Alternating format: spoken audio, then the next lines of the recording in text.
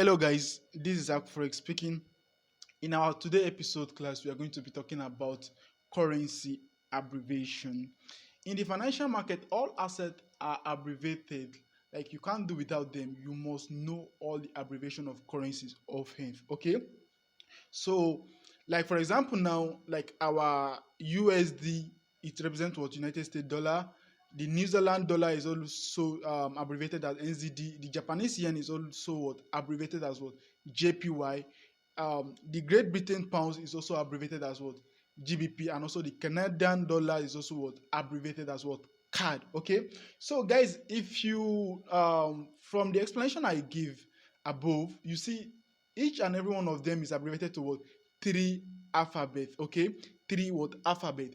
In out of the two alphabets, if you notice, the two alphabet that came first represent what the country name, in which what the third alphabet also what represent what the currency. Like for example, now the USD, you see the USD represent what United States, and the D, which is the third alphabet there, represent what the dollar. And also in our NZD, the New Zealand, the NZ there represent what New Zealand, and also the D there also represent what the dollar, and also the GBP, the GB there also represent what the Great Britain, and the Great Britain, and also the pounds there, the P there also represent what the pound.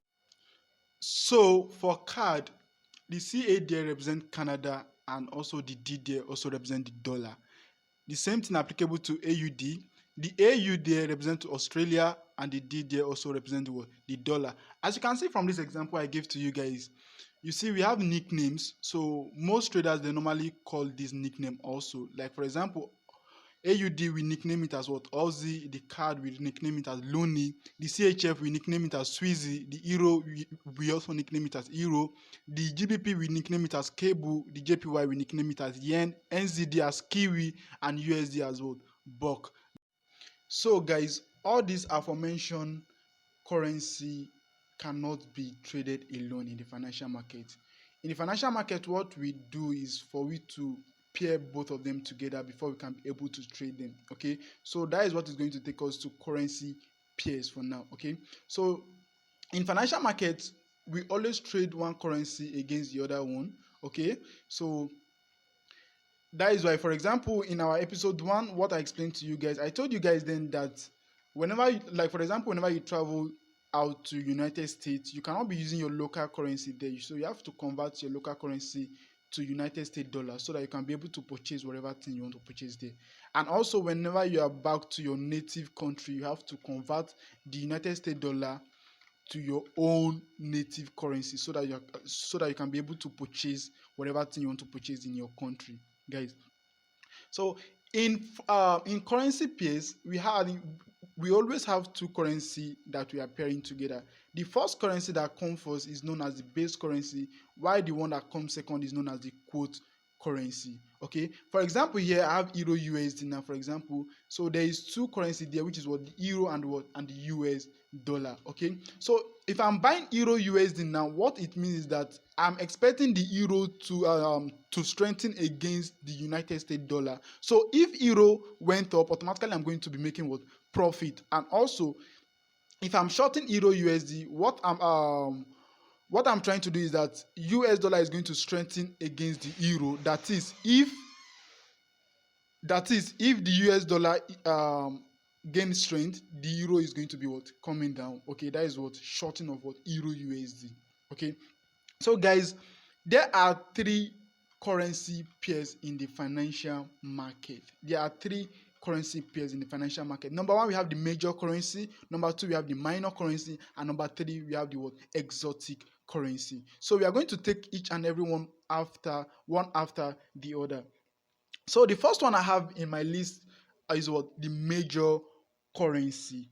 What are the major currency? Major currency are currencies that have either US dollar as the base or the quote currency. Okay, so either US dollar as the base or quote currency from the currencies that I mentioned above to you guys. So any of them that quote with what that pair with United States dollar, automatically it is what a major currency. And in our major currency, we only have 7 major currencies, and also they contribute they contribute 80% of the volume that is being traded in the financial market. And out of these major currency pairs that we have, for example, the major currency pairs that we have the Euro USD, the GBP USD, the NZD USD, the USD JPY, the USD CAD, and all that. Okay, so all of them, they contribute to like 80% of the liquid traded in the financial market, which is the trading volume. So your major currency pair contribute what? 80%. Don't forget that. And out of this 80%, Euro USD is the most traded currency pair, and your Euro USD contribute like 30% of the traded volume. So don't forget that, guys. Okay, so that is for that about on our major currency pair. Okay, so the number 2 in our list is the minor currency pairs. What are the minor currency pairs? Your minor currency pairs can also be called cross pairs. That is, we are crossing what one currency to the other one without US dollar.